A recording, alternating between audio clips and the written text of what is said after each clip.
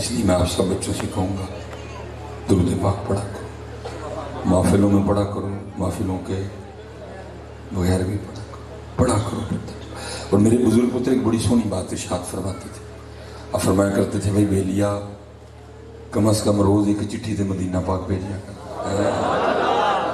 چٹھی سے کیا مراد والا دروشی پڑھا کر، اور کم از کم ایک ہی چٹھی سے مدینہ پاک بھیجیا کر۔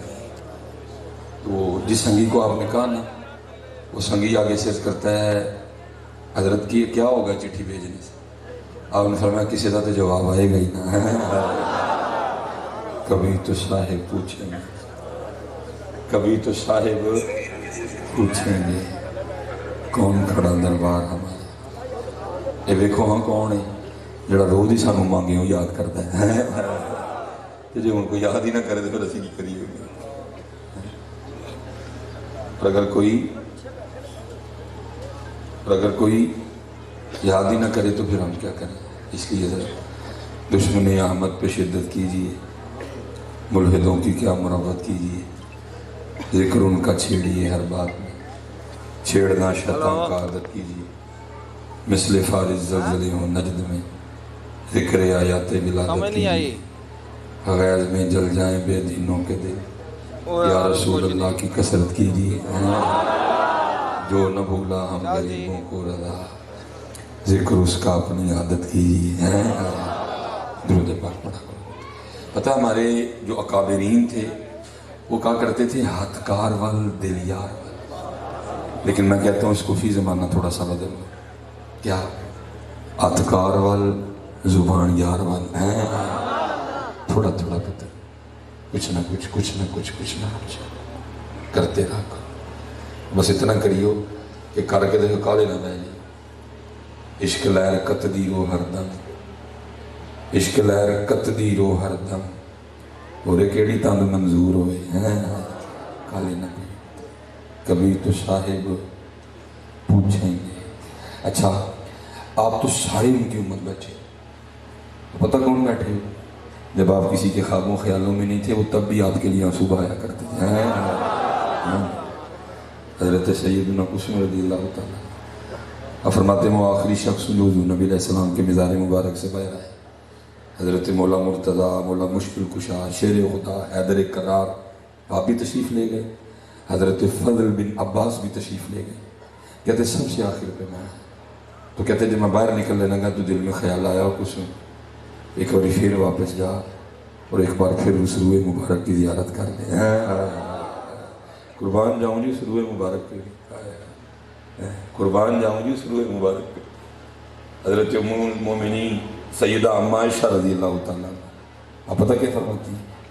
آپ فرماتی ہیں وہ مصر کی عورتیں جنہوں نے حضرت یوسف کو دیکھ کے اپنی انگلیاں کاٹی تھیں۔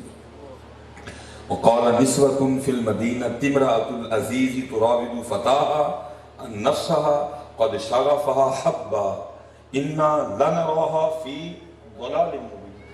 انہوں نے تانا دیا، انہوں نے کہا زلیخا کر کیا رہی ہے، تو عزیز مصر کی بیوی ہے اور ایک غلام پہ عاشق ہو گئی، لیکن قرآن خود کہتا ہے نا قد شغفها حبا، ٹھیک ہے جی۔ اس نے کہا اچھا پھر تانے دیتی ہو، پھر ہوگا یہ کہ کل میں اپنے گھر میں ایک محفل رکھنے لگی ہوں، تم سب کو دعوت ہے، لیکن محفل کا انداز یہ ہوگا کہ تمہیں ایک ایک سیب دوں گی، ایک ایک چھری دوں گی، چھری کو سیب پہ رکھ لینا، سیب تم نے تب کاٹنا ہے جب حضرت یوسف تشریف لائیں اور اپنے رخ سے نقاب اٹھائیں۔ محفل لگ گئی، محفل سج گئی، سیب دے دیے گئے، چھریاں رکھ لی گئیں۔ جب حضرت یوسف تشریف لائے نا تو یہ حسن یوسف کا عالم تھا کہ وہ حسن یوسف میں ایسی محب ہوئی کہ انہوں نے سیب نہیں کاٹے بلکہ انہوں نے اپنی انگلیاں کاٹ دی۔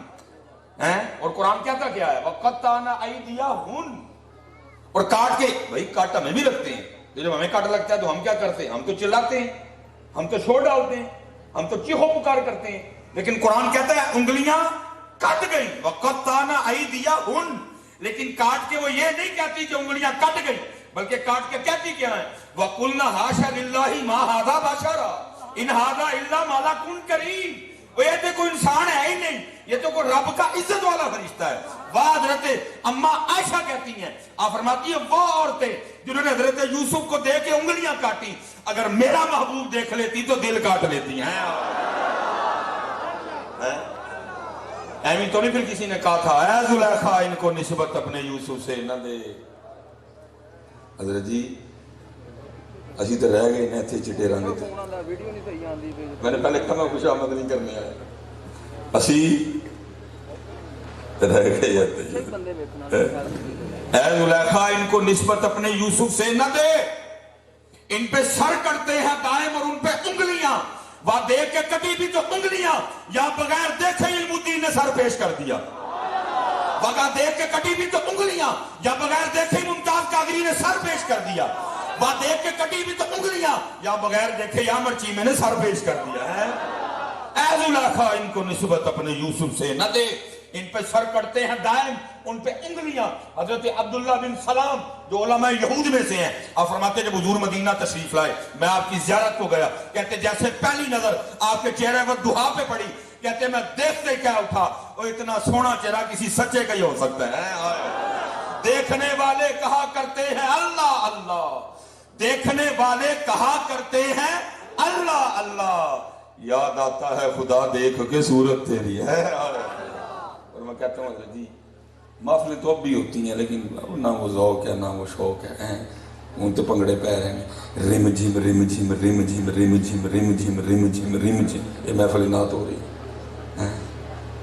یہ لگتا ہے جی کوئی نیوز کاسٹر دسن لگا کہ بارش ہو گئی تھی, لیکن قربان جاؤں جی اس محفل نعت پہ جس میں نعت خواں رہتے سیدنا حسان تھے, جس میں سننے والے صحابہ تھے, اور قربان جاؤں جی اس محفل نعت پہ بھی جس میں حضور نبی علیہ السلام پر نفس نفیس موجود تھے.